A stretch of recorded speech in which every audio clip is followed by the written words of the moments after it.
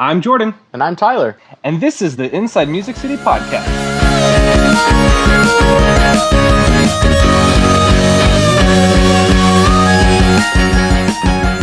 Welcome to another episode of Inside Music City, where it's our job to talk to music industry professionals about the ins and outs of the music business. This episode is brought to you by our wonderful patrons. Yay! Thanks, guys.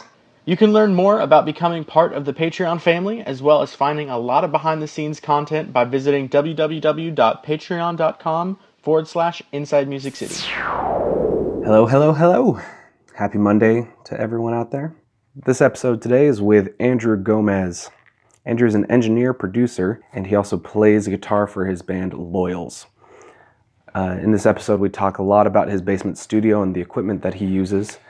We talk about the advantages of serving others in the music industry, and then we also talk shop about movies and why they're an integral part of society. You can find Andrew on Facebook and Instagram, as well as his band Loyals on all social media platforms if you want to reach out and say hey. So I hope you enjoy. Hey Andrew, welcome to the show. Hey man, thanks for having me.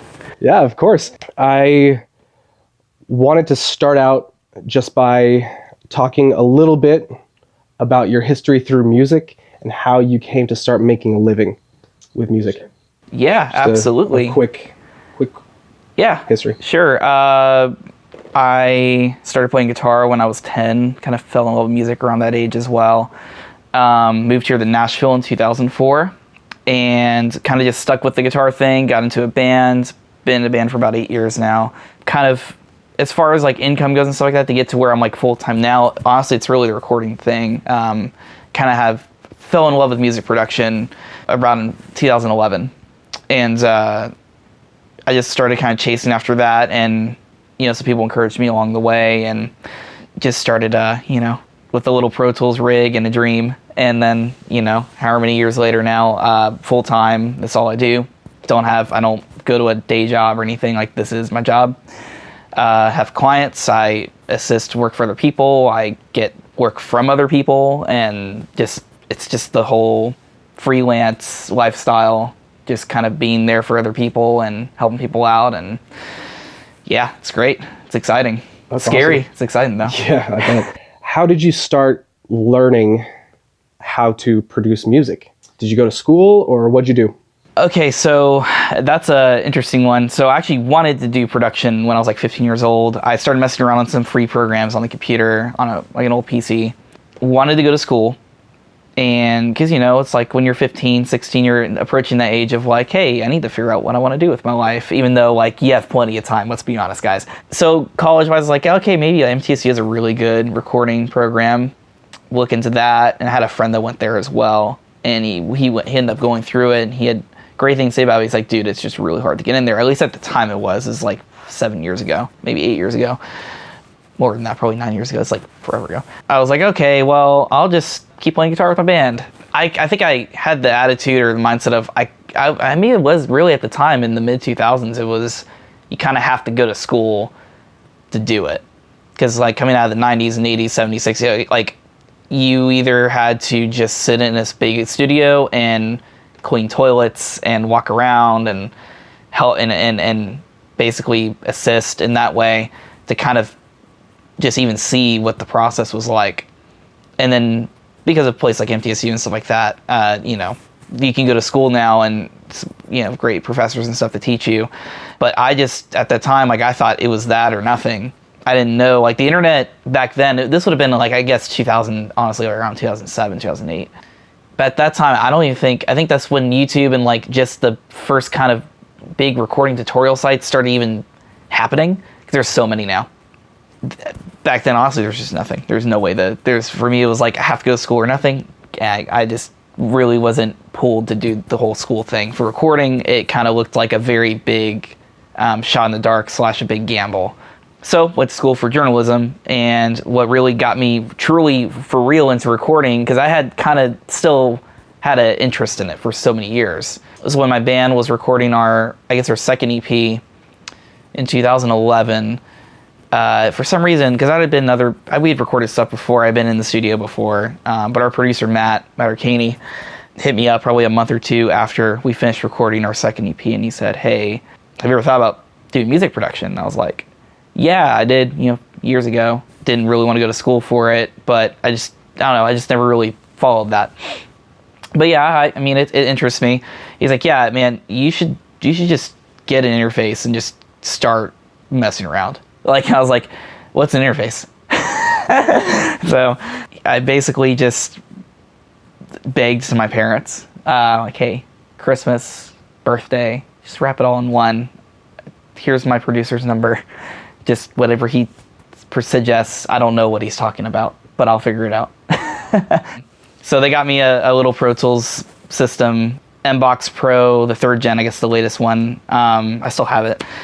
And Pro Tools 10 at the time, or 9 or 10, something like that. And it came with some software instruments and amp sims, and I was in heaven, man. I would go to school and come back at like 5 and take my long crazy nap till like midnight because I had stayed up the whole night doing homework, before. And then I'd be up all night just messing around Pro Tools, covering songs and just messing around, just doing that whole thing. But that, until where I got to where I was like making money and everything like that, honestly, like it was just all like, it's all baby steps. That's all it is. In any industry, any kind of creative thing you do, you can't just overnight be making a living doing it. I don't know if anyone's ever done that. Yeah. If they have, please call me. I'd love to know your secret. I just grinded away, man. That's all I did. Just every day. I was in love with it. I mean, still in love with it, but it's my passion. Music's my passion. Just covering things, writing, making up stuff, like pitching some stuff to the band, like, hey, here's a demo or idea of something. All of them were terrible because I didn't know what I was doing. But so I was doing all that, and my first paid gig was basically a friend of mine owns this like industrial steel company thing, and they do like a yearly dinner. This is kind of a weird, you're like, where is this going? But it shows kind of the weird little ends and niches. Niche? I have no clue. I don't know. I think it's niche. I have no clue, man. Yeah. Anyway, niche, kind of ways to get into something. It's just weird. Everyone has a weird story. Everyone has a weird journey. There's no right way, wrong way. Everyone has a different way. But yeah, my first paying gig was $100 they had a budget to license a track off like, I don't know, one of those licensing sites. And they knew me, and they're like, hey, you want to do a track for this video? And I was like, sure. I'd only been like maybe doing Pro Tools stuff for like, I don't know, 8 months. And I spent a very long time on that project, probably more than I should have. I spent like a whole month working on that thing, because they gave me well in advance, but I just was like, whoa, it's like for real, I can't screw this up.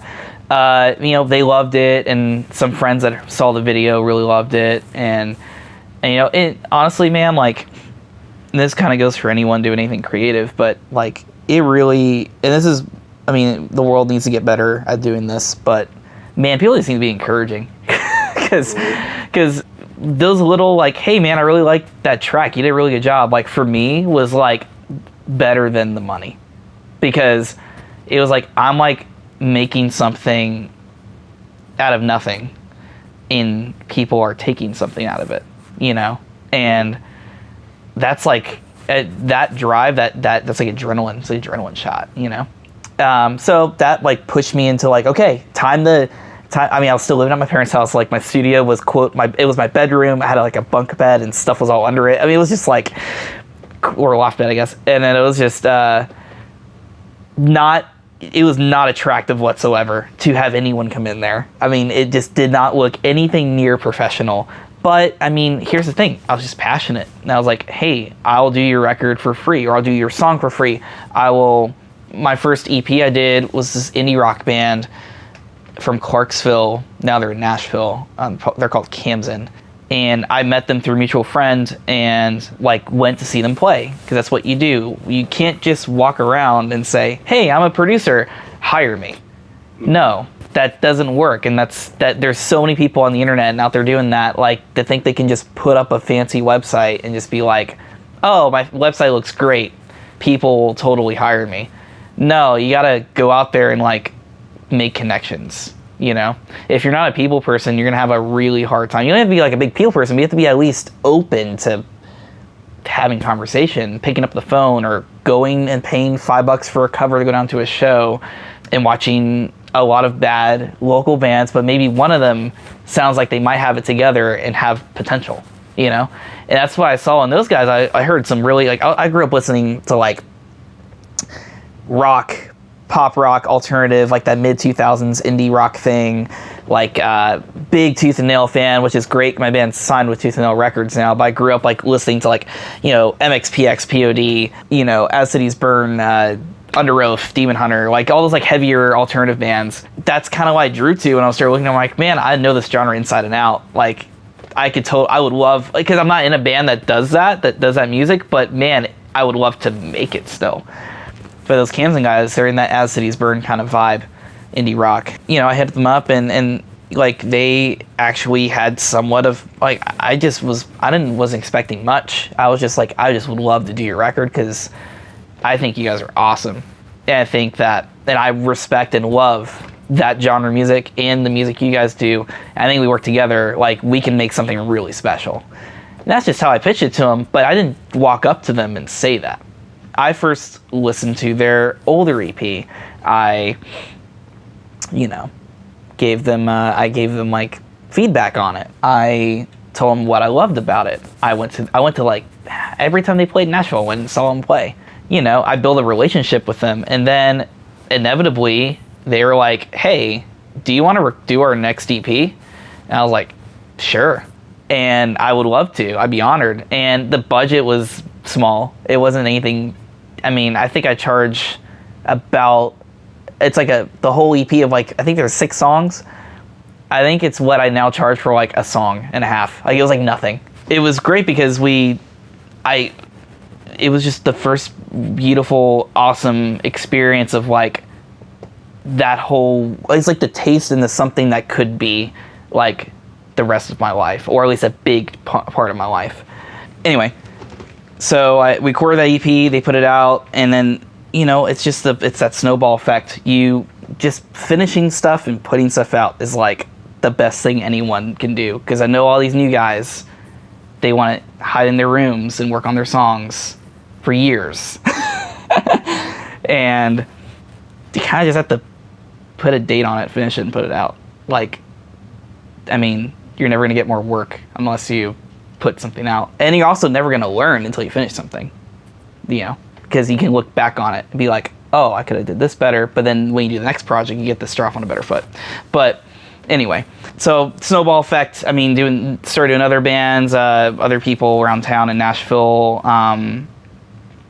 My band, I started doing a lot of production stuff for my band as well. We did a cover of a Zed song, Clarity. I produced it and mixed it and recorded it in like a little bedroom in my old house. And actually, that was still at my parents' house back then. That was a while ago. Funny story, my vocal booth, quote unquote, because I had my bedroom, and then my sister's room was across the hallway. She was going to college in Pennsylvania, so her room was empty, but she left a lot of clothes in her closet, like her winter clothes.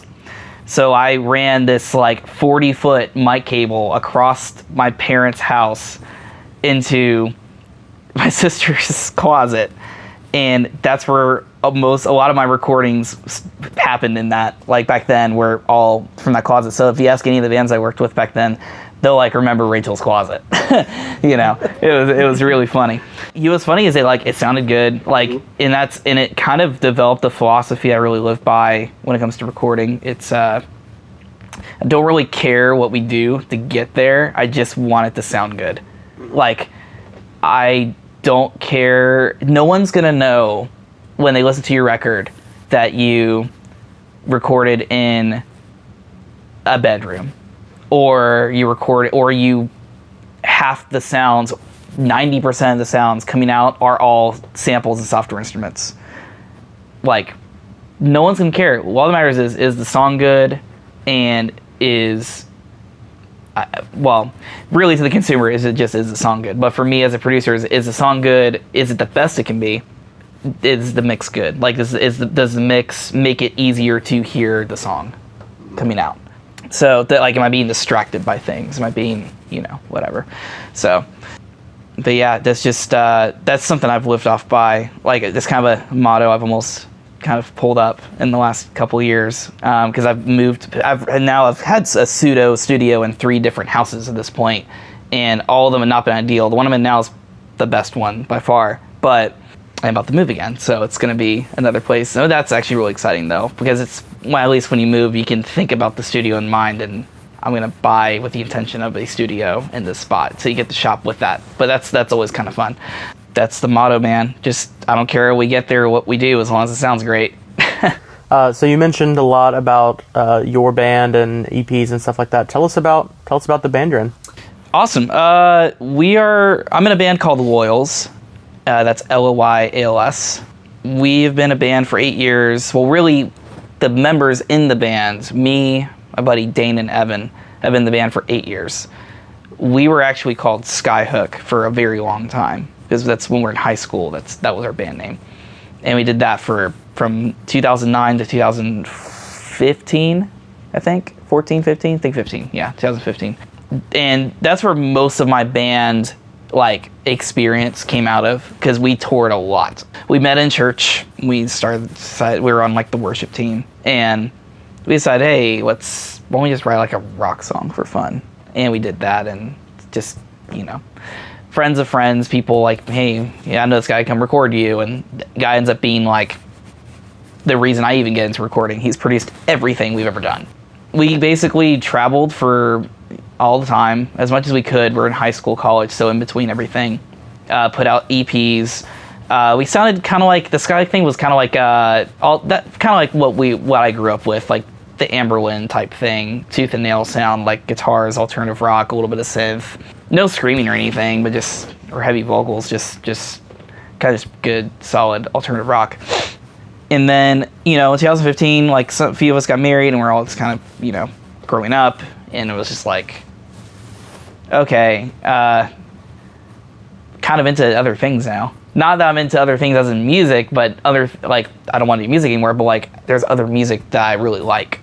I started listening to more pop bands, some older stuff. The 1975, I had the record on my wall. The first record came out, I guess, in 2013. That record, changed my life, pretty much. A few records have changed my life, but that was a marking point in my life where, there was a pivot for me, musically. Where I was and it's not because, they're so good. They're my favorite band that exists right now. But it's just, there's something about that record that really just, and not just me, even everyone else in the band, it really just, smacked, whoa, we can do pop music, but with guitars. That's a thing that can happen. We don't have to, because back then, dude, in there, especially late 2000s, early 2010s, I felt like most top 40 was just sample electronic, 4-on-4, hip hop. It wasn't until really Imagine Dragons came around that really kind of shook things up a little bit. Dude, that song Radioactive, man, is huge. And that's a rock song, man. That's not a pop song. Mm-hmm. Those are some huge vocals, some huge drums. They're a rock band, for real. And they're huge. Their new album's awesome, by the way. I don't know if you guys heard it, but Evolve, 2 thumbs up. Imagine Dragons, a band around here called Paper Route. Have you guys heard of Paper Route? Probably not. That was another pivot band for me. They're from here, from Nashville. They're signed with a Sony label, Sony subsidiary label. They had a record called The Peace of Wild Things. It came out in 2012. Recommend literally everyone in the world needs to check out their record, because it's just a band that has not gotten the attention they deserve, in my opinion. But that record was so ahead of its time. If that record were to come out right now, in my opinion, it would be huge. They were ahead of the curve of where music's at right now, which is this we're kind of going back to more of a band thing, organic, still synthy, still have the 80s stuff, but that record was I don't know, just all these records came out in 2012, 2013 that just completely changed my emo punk kid mentality. I grew up, it's I almost grew up, and it happened to everyone else in the band. Hey, I kind of don't want to headbang like crazy anymore. I like that, I enjoy it, but not every night. Maybe I kind of want to make songs that have a mood and make you feel sad, like emotional or something. I don't know. So that's where the whole Woils thing came up. And the name Woils, like we went through, man, we went through probably hundreds and hundreds of names to change. Cause like, it's so hard finding a band name these days. Oh my gosh. Everything's taken. The internet, like you can search up and someone has it. We went with that name because, we were doing the band name for so long and we were like still 100% in. So we're kind of loyal to that kind of, not cause, but just to what we love, which is music. And the band and mainly our brotherhood, honestly. The only reason we're still a band is because we're all best friends. I mean, we've yelled, screamed at each other, cussed each other out, but also loved each other, been at each other's weddings, and I mean, in my opinion, after doing this for so long and now being signed and going through a lot of different crazy things that could possibly ever happen to being in the band, if you don't have like a brotherhood or friendship in the core, it's going to be very hard to find success very quickly or easily, because if you're friends and you have this tight kind of connection, you're just going to be having fun. And what is music about, man? It's about emotion, it's about feeling, it's about, especially as a music maker, producing and an artist, like if I'm not having fun or take joy in what I'm doing, then I shouldn't be doing it maybe. Like, I'm wasting everyone's time, because then it becomes a day job. And who wants music to be a day job? People listen to music while they're doing their day job, So the band, we signed with Tooth and Nail Records. That's dream come true for me, because I would say about 75% of everything I listened to growing up came from that label. They were a very, very, very big independent label in the 90s that EMI bought in the 2000s. And then they bought them, or I guess I don't know the whole story, but they're independent again as of a few years ago. But like, there's just a legacy and stuff like that. I mean, they pretty much are the king of the alternative underground music scene from the last 20 years. So as far as their artists are, but to be like when they announced us and put us on their website, I was driving to Tampa and I'd like pull over to the side of the road, and I just took a minute, took a deep breath. I'm looking at their artist list, and our name is like in the artist list. And with some of these bands that I grew up like as a 13-year-old, like just idolizing, and I was just like, what is life right now? But yeah, that whole label thing that happened basically because they were looking at us back when we were doing the more rock thing, and then they kind of just kept keeping tabs. Dude, labels for the most part these days, it's like dating. Like, it's not like it was in the old days where there wasn't internet and A&R agents would show up at shows and with a contract ready and just be like, this band's great, boom, signed. It's all dating because there's the internet and there's so much noise and you have to find your way through it. I mean, at least in my experience, our label experiences when we were shopping around were basically a lot of meeting, getting to know each other, figuring out what their interests were, what our interests were, kind of where we were going. And then a lot of it was just like, hey, your record's cool, we like it, what's next? And then they needed to know what was coming next, because they want to make sure that where you're going is worth investing, because there's a lot less money in the music industry. It's not like we can throw money around like it's nothing nowadays. But how did you set up those meetings?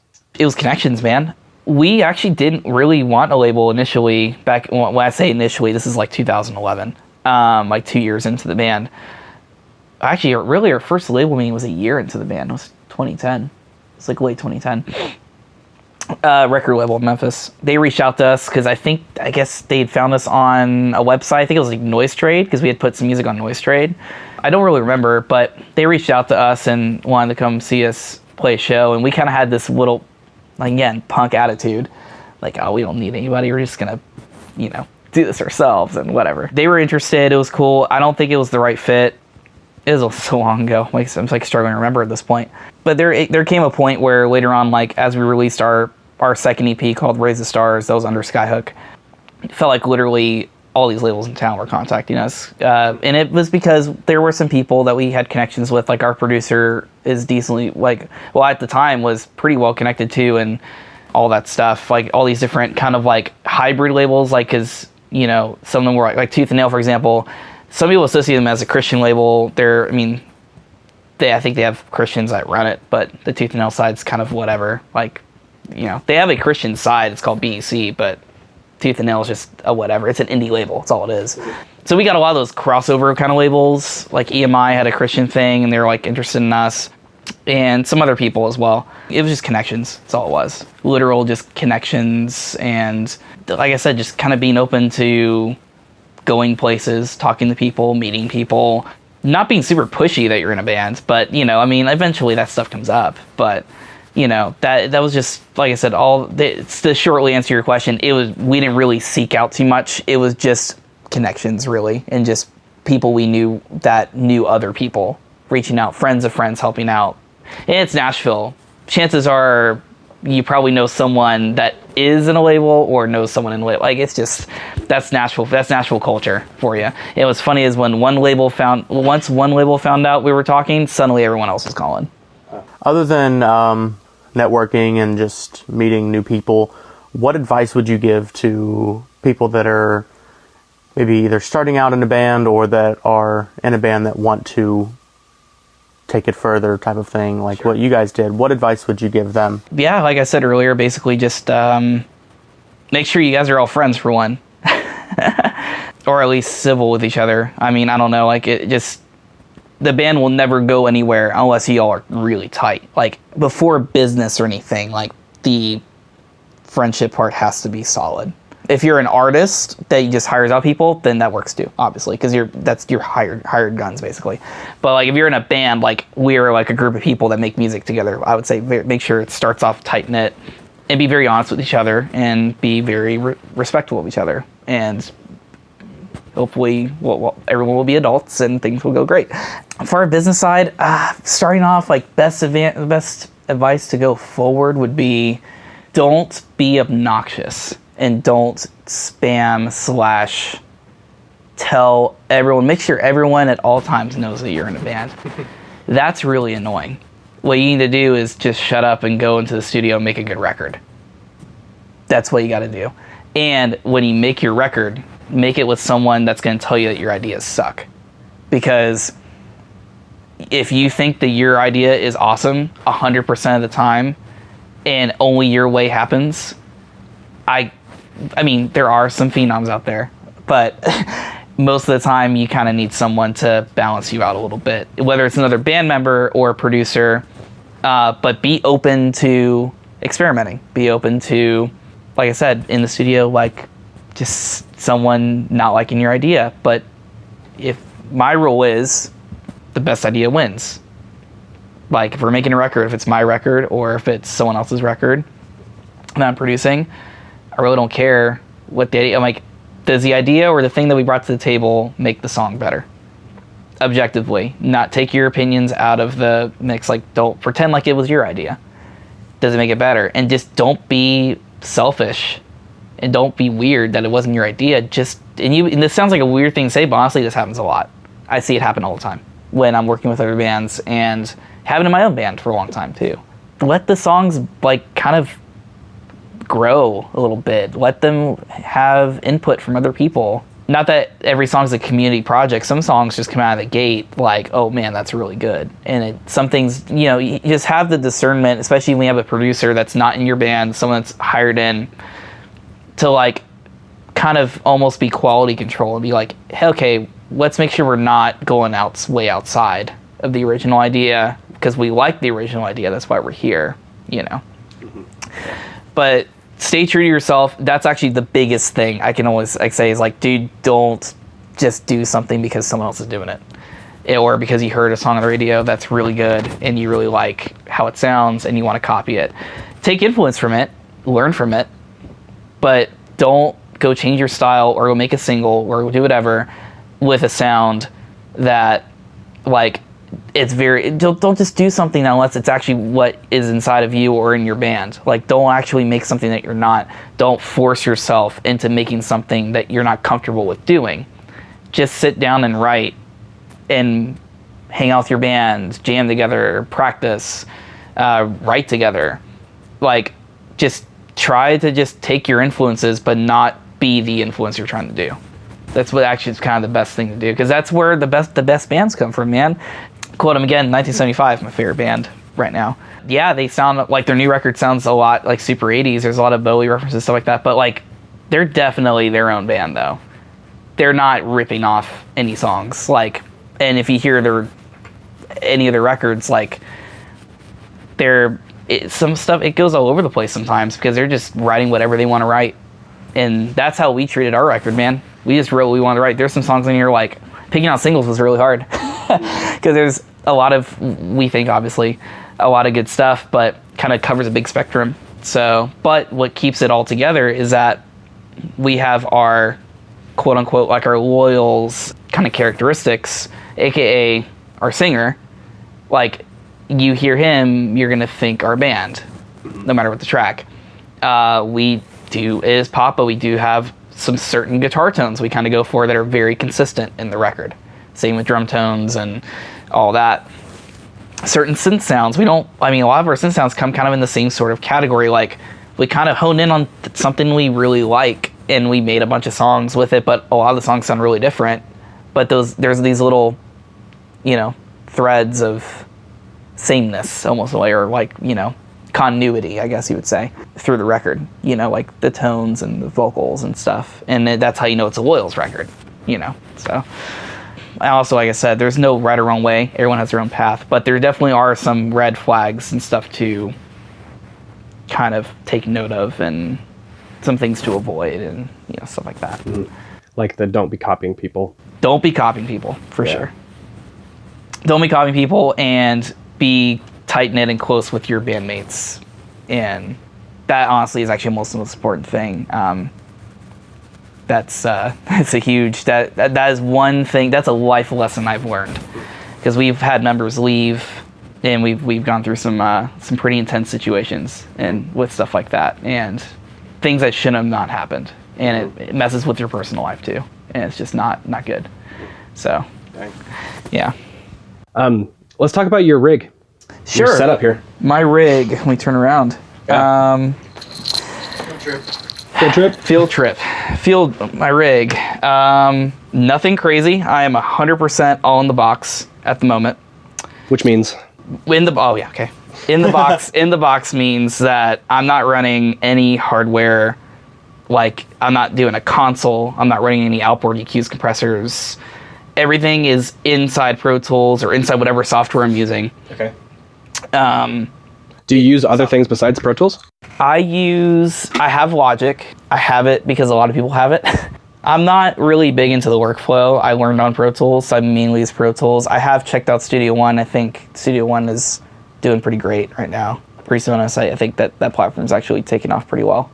But yeah, it's mainly just Pro Tools. Yeah, that's what I learned on was Pro Tools. Yeah, Pro Tools. It's just, I don't know, it's like quote unquote industry standard. I know people be on the internet debating that, but you walk into any studio in Nashville, at least if you don't know Pro Tools, like, do you know how to play guitar? Yeah. It's just like, can you hit a G chord? That's what I use. But as far as my rig, computer is a 2015 MacBook Pro. It was like the mid-upper tier back when it came out. So it's like the i7 processor, 16 gigs of RAM, it has like a video card, 2 gig video card. I think it was like the one before the upper end a few years ago. That's what I run all on a laptop, and I love the laptop because I can go on the road and keep my work with me. iMac and stuff like that, obviously value. We can get a lot for those all-in-ones, but at the end of the day, I'll be traveling a lot with the band, so it's nice to have everything on one machine. But when you're in the studio, it looks like you also have this second screen up here. I have this. Yeah. I have this HP 32-inch screen. This is actually a recent purchase, but I had a smaller little Samsung monitor for a while, but it's just too small. When I got this new desk, it was just way too small looking. The laptop, usually I have it folded up, but recently I've kind of brought it out and put it here on the side just so I can have a dual screen kind of thing going. So that's the computer, Pro Tools, hard drives. I got hard drives for days. To store all the... Yeah, I do projects on a port. I usually keep a portable drive for what I'm working on right now, but I don't know if you guys can see it, but there's 2 backup drives on each side of the computer. Yep. So that's just for emergency. So every night when I go to bed, the time machine kicks in, backs up everything to the backup drive over here, and then every now and then I'll do another backup to the other drive. It's just, okay, cool. Can never be too careful. I've lost a hard drive before. And it's like the worst thing ever. Thankfully didn't have any projects on there, but it was a lot of more personal stuff and band stuff, like old video footage, and yeah, it sucks. So never gonna make that mistake again. So I have hard drives. My interface is still the first one I ever got, MBox Pro. They don't even make these anymore, I think. It's a Firewire, I think it's an 8 input interface, maybe 6, I don't know. I don't use all the inputs that it has on there, but in case anyone listening doesn't know what an interface is, it's basically the box that you plug in your mics to, or you plug your mics into, and it basically is kind of like your main hub between your computer and all the other things. Like the chain basically is from my computer, cable goes into the interface, and from that interface that goes out to my speakers, my microphones, guitar stuff I plug in. It's kind of like you can almost treat it as like a part of like your quote unquote console in a way. It's where you plug in all your stuff. And microphone, I only have 2 mics right now. I have a Abitone CB12 tube mic. I got that a few years ago off Craigslist, and it's been great. And it sounds awesome. Tube mic, so you get a little extra characteristics with that. And just SM7, or not SM7, SM57, which is what everyone in the world owns. That's really mainly all I use. Drum-wise, unless I don't cut drums here because there's a million studios in Nashville that can do a better job and sound way better. But I'll outsource for drums, or if the band will go to a studio. Or I'm programming drums. I do a lot of programmed drums, especially for pop stuff, like a lot of it. And a lot of plugins. Use a lot of third-party plugins. But most of my mixing stuff is third-party plugins. I can actually pull up a mix so you can actually see what I'm using.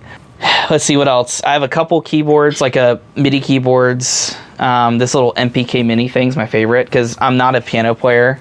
I wish I was, because that would probably be more useful. But this is great because I can take it in my car or in the van, and I can put it on my lap and have one hand on the mouse pad on the computer and one on the actual keyboard, and it's perfect.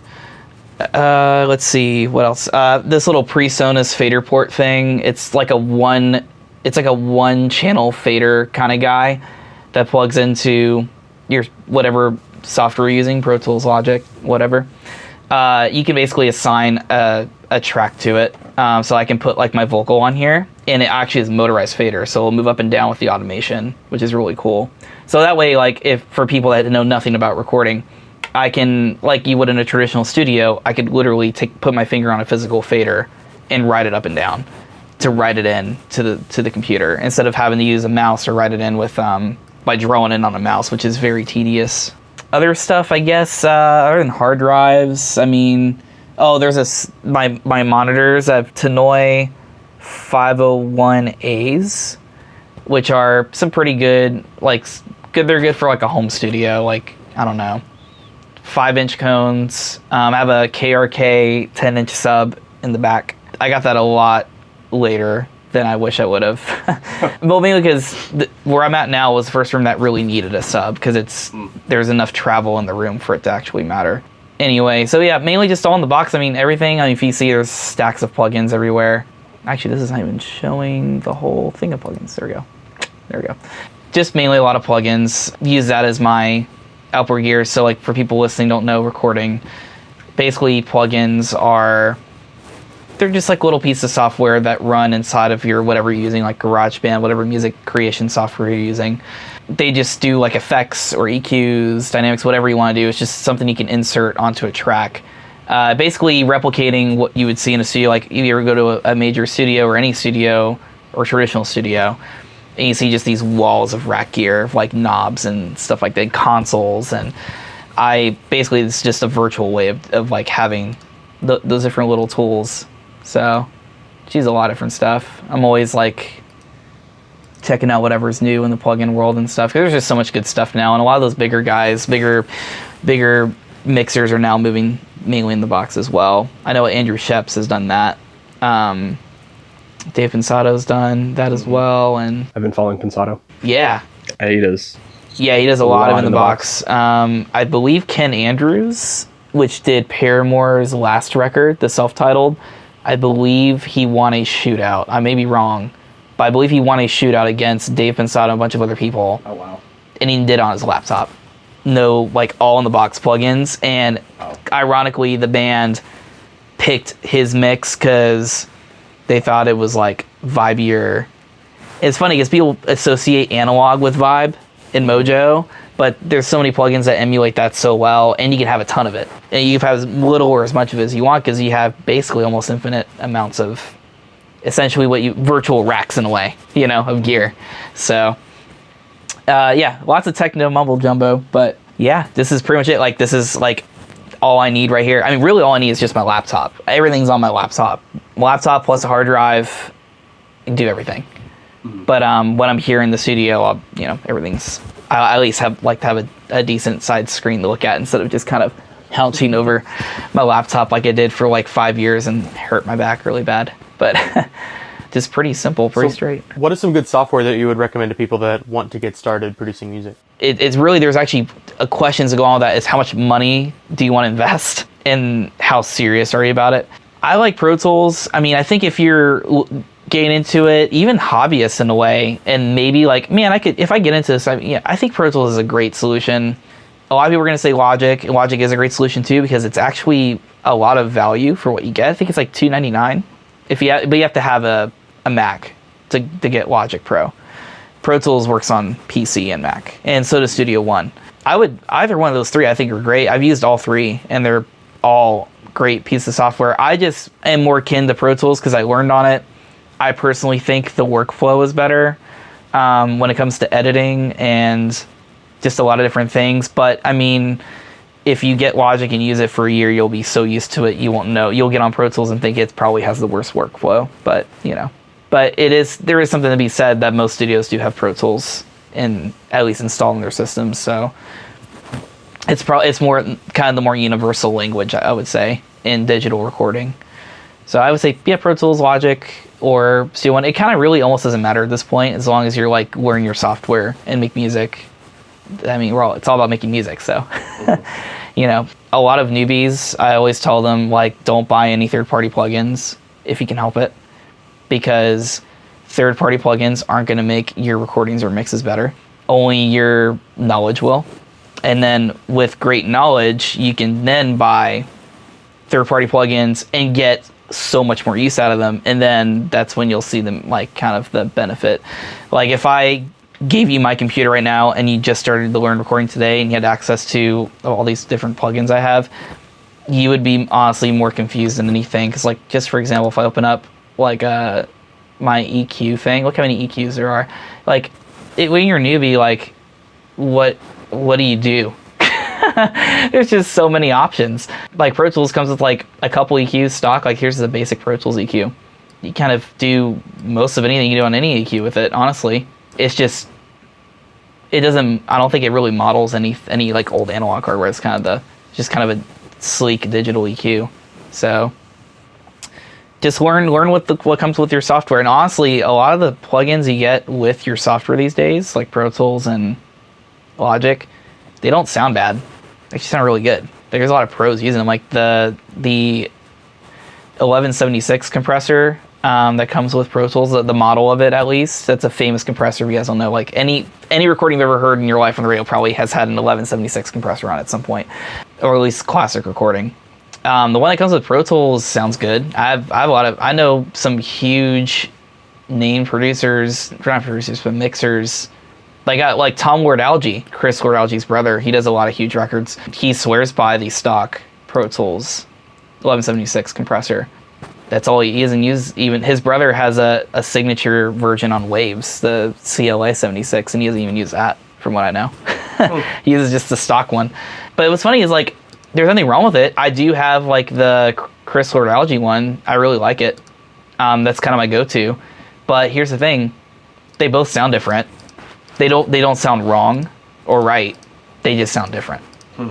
So you just got to find out which one works best for you. Exactly, and that's a lot of music for, like, a lot of music production is not really like, oh, this sound is better than that sound. It's just what's the right sound. Like, just because you won't see the stock Pro Tools EQ anywhere on this mix. I don't think it's on anywhere. But I could open up another session that I did like last week and you'll see it on there. It's just whatever works, you know? if you have more limited options, you can learn a lot easier. Because I ended up getting a lot of plugins a little early on when I started, and that was a big mistake because I kind of put thought into, well, if I get this plugin, then I'll probably sound really great because that's what all these other people are using. Well, the thing is, I don't even know how to use a compressor, so why would buying a $300 compressor help? It won't help at all. It's just going to probably confuse me more. So learn how to use EQs, compressors, and just basic things, volume and pan. That's the most simple thing. It comes down to like, how loud should something be? You know, like how loud is a kick drum supposed to be in a mix, or at least in the song you're making, genre specific. You know, if you're listening to EDM, the kick is gonna be really loud because that's the heartbeat of the mix. But on like a soft jazz song or something, like it's gonna be a little bit more, not as punchy. It's gonna be a little more soft. It's gonna be, you know, out of the way. It may not be the loudest thing. The snare might be a lot louder. You know, so no right or wrong ways really in a lot of things in music. It's just kind of follow, you know, what is right for the song, and you'll know when you're getting way out of line because all you got to do is pull up another similar sounding song off Spotify or something and compare, and you're like, oh, I can't even hear the kick drum in my mix, and theirs is really loud, and we're in the same genre. Maybe I should turn my kick drum up a little bit, you know. So yeah. But yeah, that's a lot of technical stuff. I don't know how exciting this is for listeners, but it's a little more fun when you're looking at it. Yeah, definitely. Yeah, so for beginners, it's just computer, a software, you know, an interface. And an interface. Definitely an interface. Don't go super bottom of the barrel, but don't spend thousands of dollars. I mean, there's some really good stuff that's cheap. I would say just get a basic 2 in, 2 out. Something that's like a couple $100 or so. Most of the brands will be fine nowadays. I really like the Focusrite stuff for the lower end stuff. And the Preset stuff is pretty good too. So yeah, don't go like $100 turn. Maybe spend like, I don't know, $300-ish. Try to get something with like, you know, USB 3.0 or, you know, something like that. Because that's what the standard USB is now. Yeah. If you're getting a 2.0 interface, then that means the interface was probably made a few years ago, you know. So start with that, and then you can, what were you saying about trying to copy a song, like a simple song? Copy a song, yeah.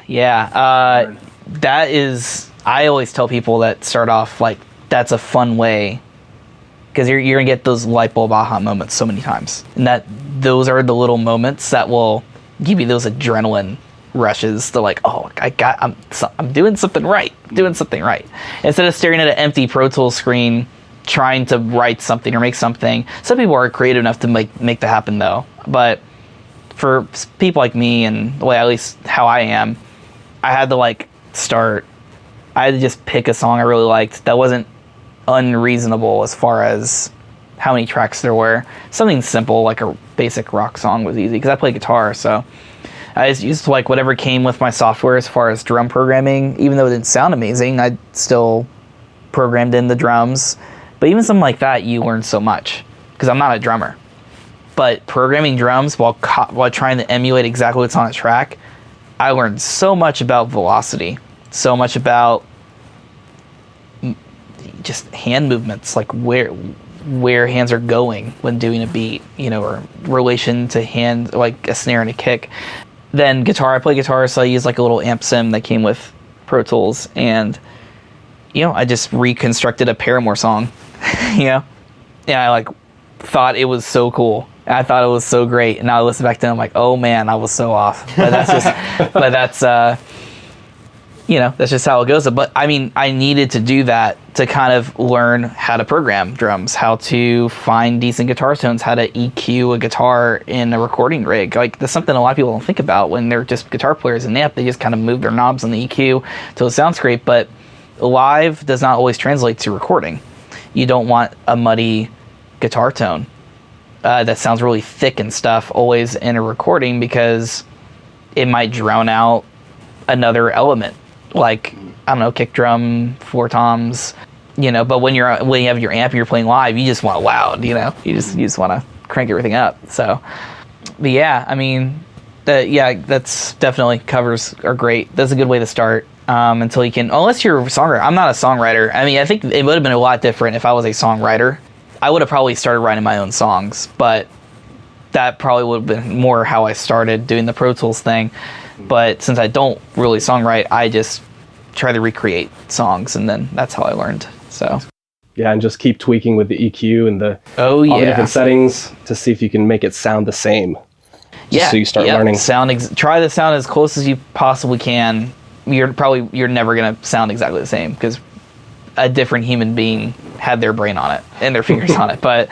But you can get in the ballpark at least, or you can kind of hear that you're getting there, and you're gonna, you'll learn those things like, okay, well, that frequency, when I boost that on the EQ, that sounds kind of like this, or when I take that frequency out, that kind of cleans up this sound a lot, or if I compress it like this, if I compress it really hard, like I get this really smacky sound on this instrument.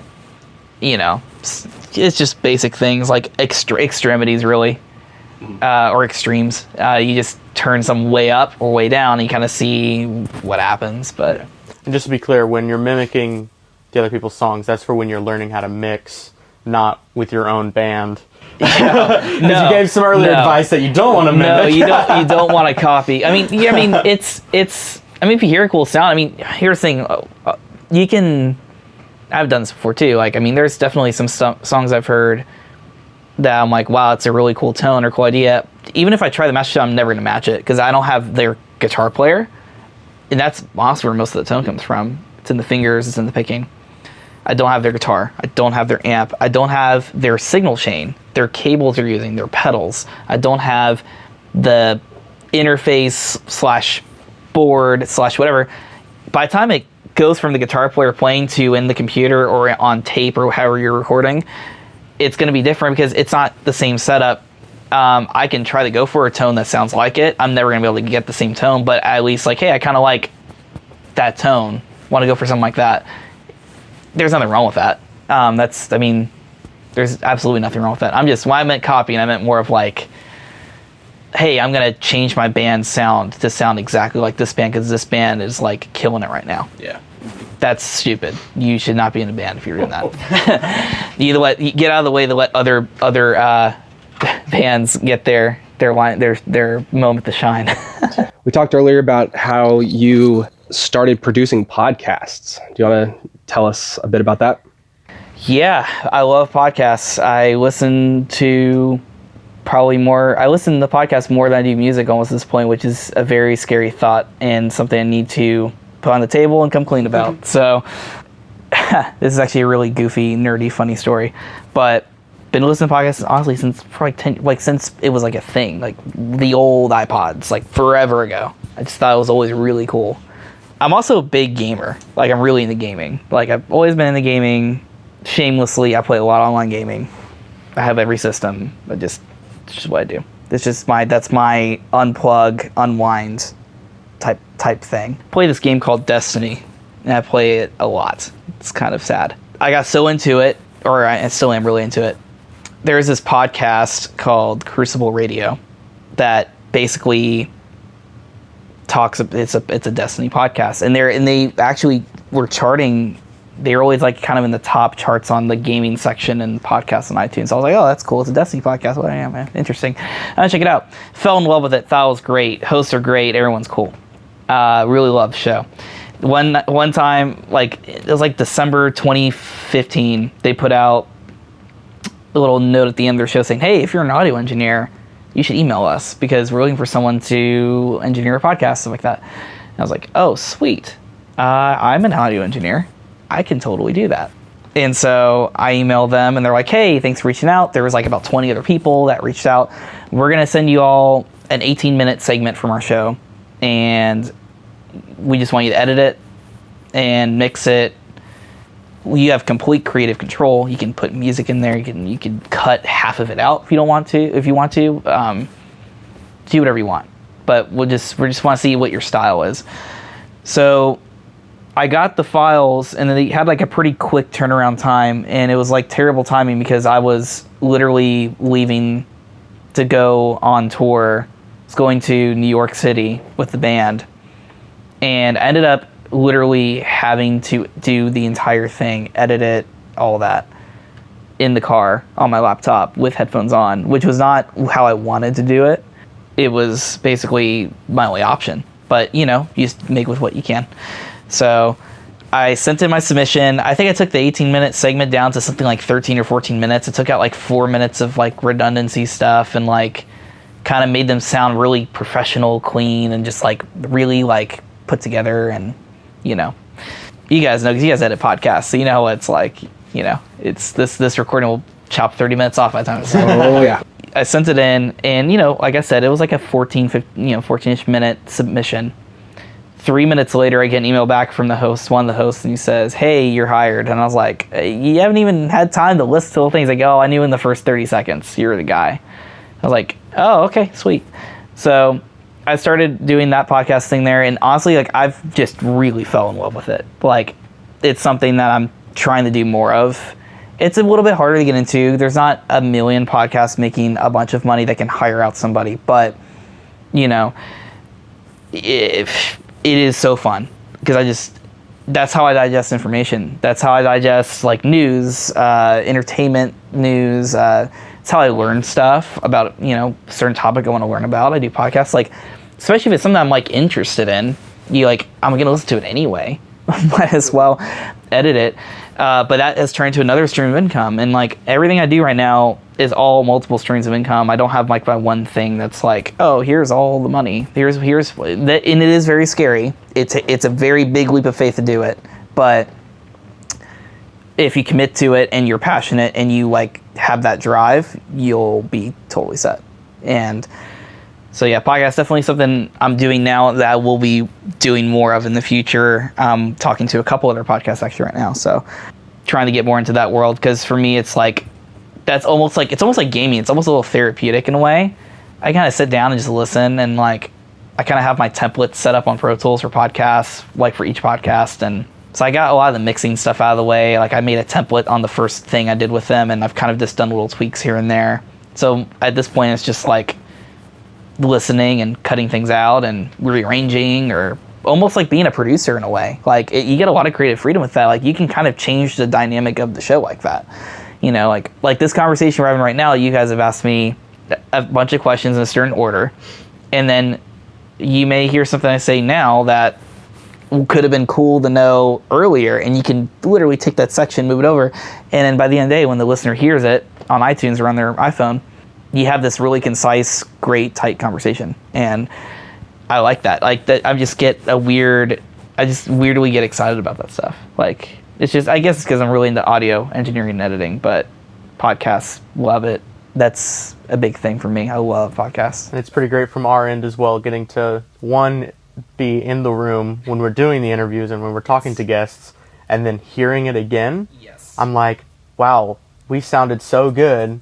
But looking back, I'm like, we did not sound that good. Yeah. But the magic of editing. Yeah, the magic of editing. Yeah, and it's great. It's editing. I love where we're at in technology these days, where you can pretty inexpensively kind of get into this kind of world a little bit, Like, we were talking earlier about, like, what do you need to get started? Well, you need a computer, you need software, and you need an interface, and and then you also need, like, a mic, obviously. But all those things, I mean, you could probably, most people already have a computer, so it's really just buying the interface and the mic, and I guess whatever cables you might need, which aren't that expensive. But you're looking at like, maybe like $500, something like that, to get a decent little setup going. That would be quality enough to like get something pretty decent sounding. So it's not too hard to get into. It's just, it's not about the gear, and it's not about the plugins. It's literally about, like, do you know what you're doing? Do you know how to EQ and compress? Do you know and then going back to the producer hat that I have to wear sometimes.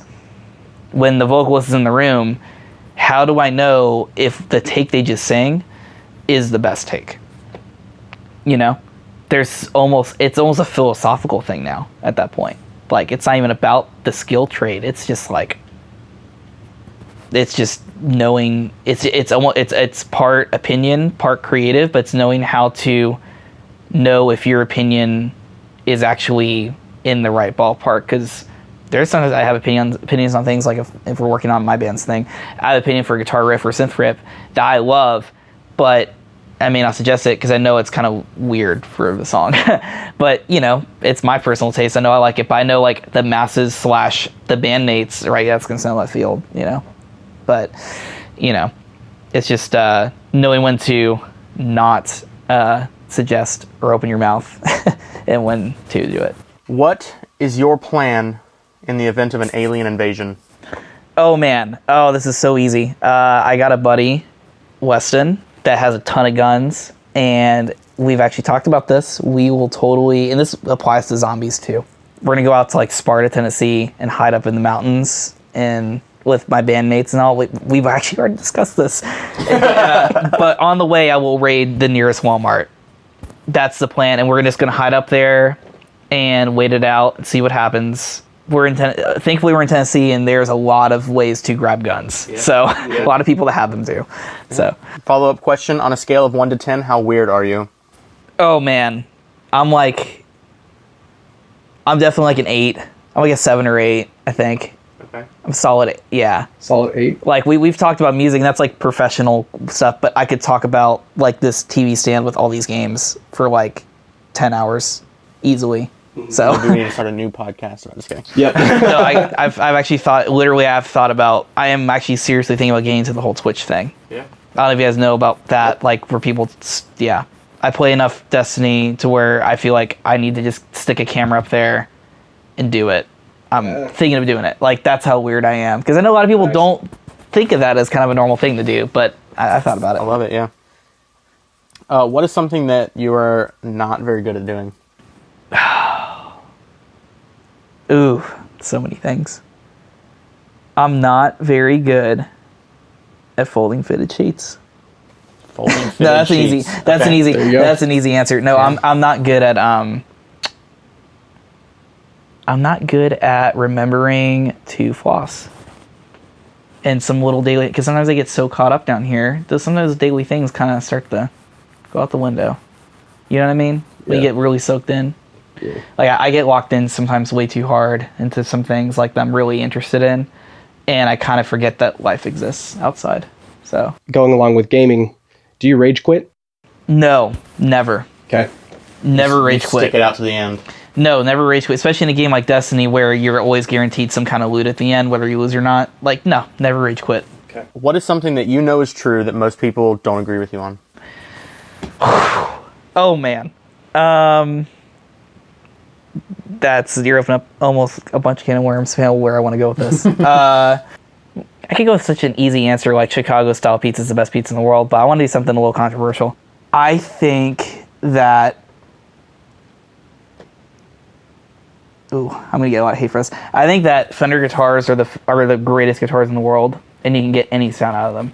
I only own Fenders, and I think the Fender Telecaster Deluxe, it's like a $699 MSRP, is literally the most versatile guitar in the entire world. I could play any genre right now with that guitar, and it will sound like it fits in perfectly. But that may not be something everyone disagrees with, but there definitely are a lot of people that agree with me, I think. But but I don't know. That's always controversial when you bring up like guitars, because you have your Gibson people and your Fender people and then your PRS people. No hating it, they're all great guitars, but I just think Fender, you can do everything with those. And I could live with one Fender guitar the rest of my life and probably be happy. All right. What is an inexpensive purchase that has the most impact on your life? Can I say something I've never bought that I really want to buy? Yeah, sure. I have 2 answers. I need to get one of those stupid tiles that you put on your wallet. For like keys and stuff? For your keys in your wallet, because I lose my keys in my wallet all the time. That would be nice. Yeah. It's not, they're like $10, $10 or $20, and think about how many times you're late to something because you can't find your keys. Yeah. And it also goes to your phone, so if you have the thing on your keys, you push the thing on that, and it makes your phone ring. Yeah. And so, but as far as, that's a kind of achievement. I don't have one yet, but as far as something I own, internet bill. Yeah. Yeah. Actually, yeah. Yeah. I You know agree why? with that 100%. I agree with that. You know why? Because I wouldn't be doing this right now if I wasn't paying my internet bill. If I, and also wouldn't learn nearly as much as I learned without the internet, especially about the industry I'm in. I've learned a lot from just watching people online, watching interviews with other people, I would say inexpensive, like I would say like YouTube, but I guess you could pay for YouTube Red and have no ads. Let's go with YouTube Red, no ads, $9.99 a month. That's an inexpensive purchase that you get a lot of value out of. That's true. Biggest impact. You can learn anything with YouTube these days. I know people that have I think I have a family member that started her own business making like little jewelry and stuff. Did not go to school for anything. She learned off YouTube, and that's her full-time gig. She's making great money doing it. Wow. Just YouTube, just learning from YouTube. It's amazing.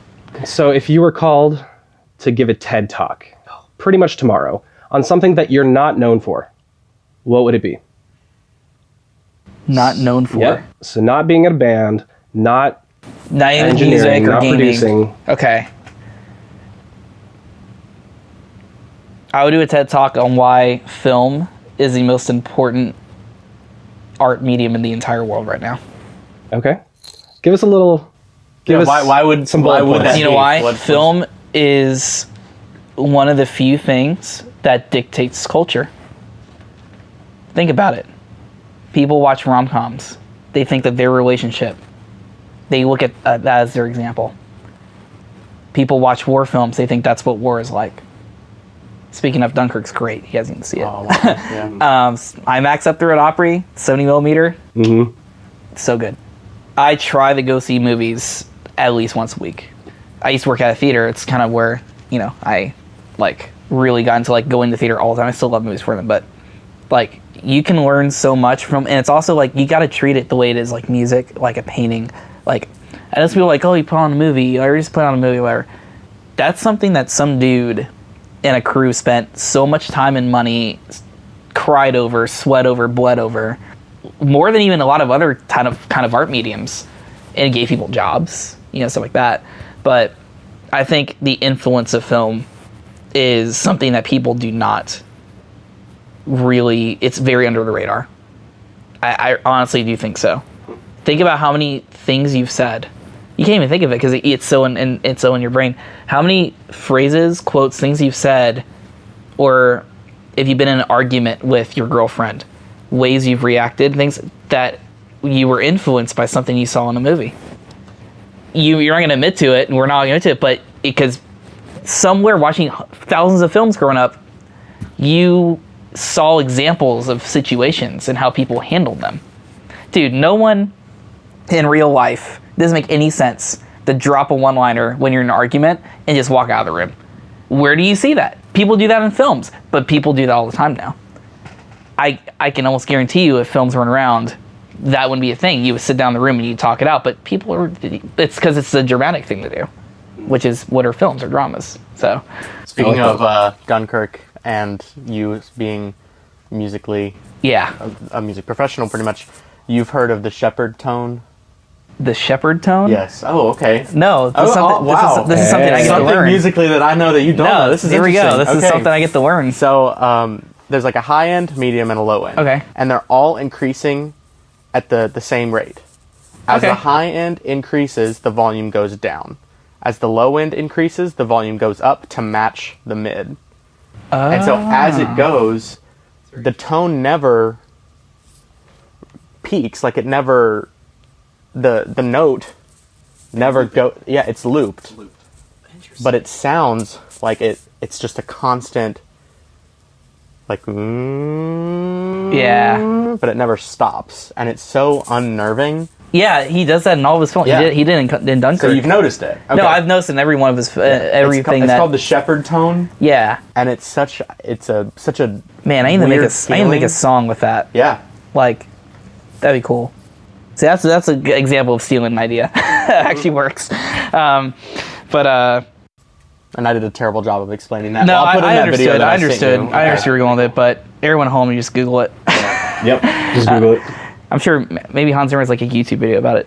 No, that's so cool. Yeah, Dunkirk. They have the only he does is the thing in Dunkirk, the musical. Like every movie with Nolan, like they have that standout song or sound that you think of. Like Inception, it's a big sound that everyone copies now. Interstellar, it was just like space noises that were just really loud.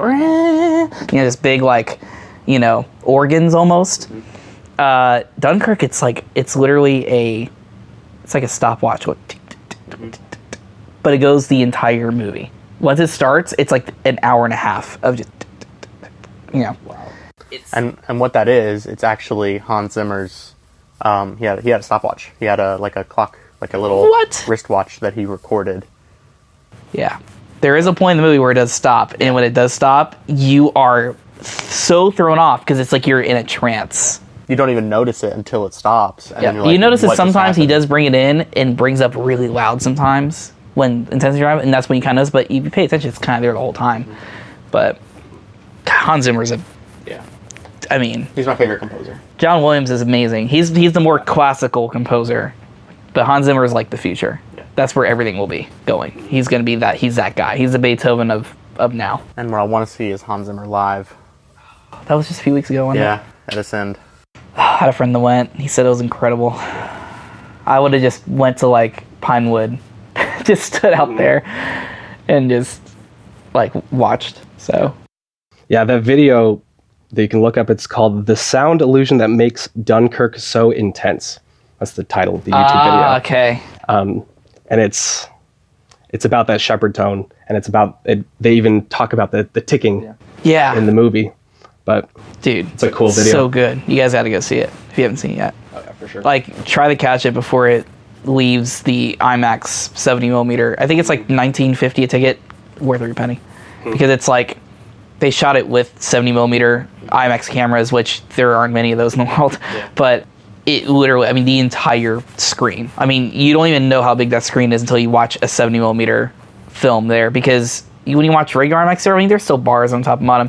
I mean, it is like hit to the ceiling, and then below, like I mean, it is just, you can't even see all of it, no matter where you sit. It's so, like, you feel so immersed. And then also analog film, it has those like kind of characteristics, kind of the colors and the tones, very vibey, very comparable to music, by the way.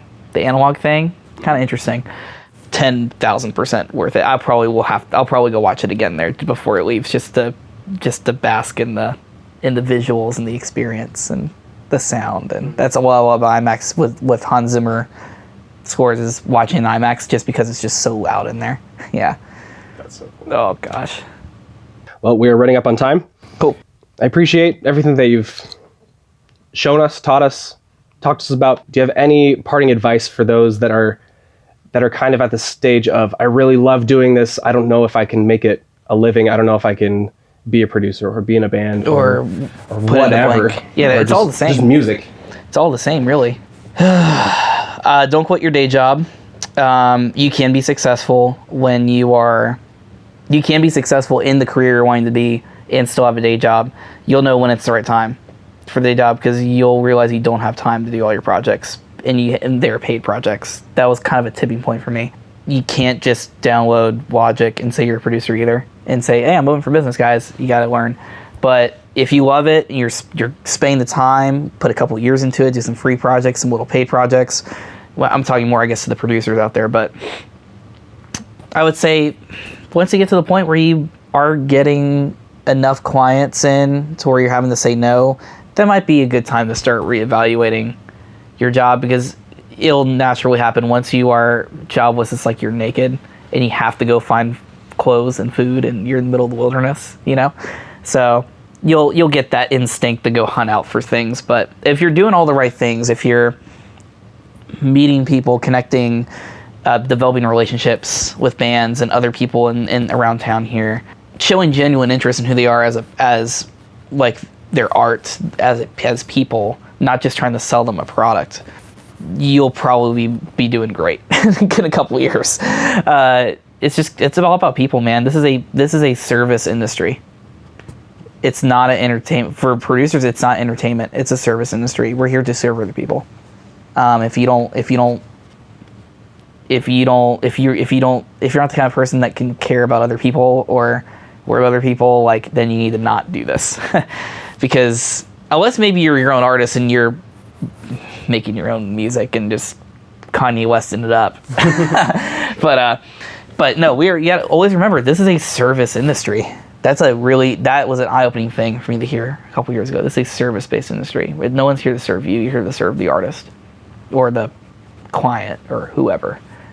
And once you start thinking about it that way,